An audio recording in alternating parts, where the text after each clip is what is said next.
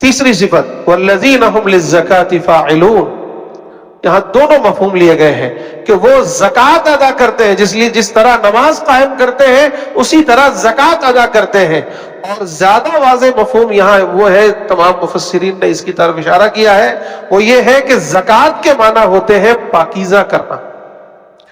نبی کی زندگی کا ایک مقصد یہ بھی تھا کہ آپ اس دھرتی پر آئے تھے لوگوں کو پاکیزہ کرنے، صاف ستھرا کرنے.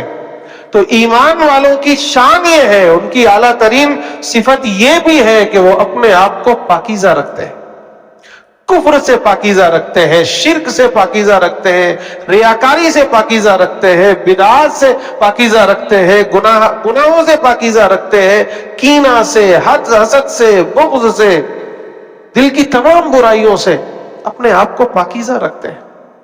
جس طرح یہ کپڑا اپنا پاکیزہ رکھتے ہیں، اسی طرح اپنا دل بھی پاکیزہ رکھتے ہیں، اپنے آپ کو پاکیزہ رکھتے ہیں ہر گندگی سے، ہر برائی سے.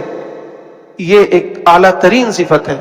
آج جب سے یہ ماحول گندا ہوا ہے، یہ بے حیائی کا ماحول ہوا ہے، یہ گانوں کا، یہ فلموں کا ماحول آیا ہے، دنیا بھر کی چیزیں ہمارے سماج میں آ گئی ہیں، اس سے دل ہمارے مردہ ہوتے جا رہے ہیں.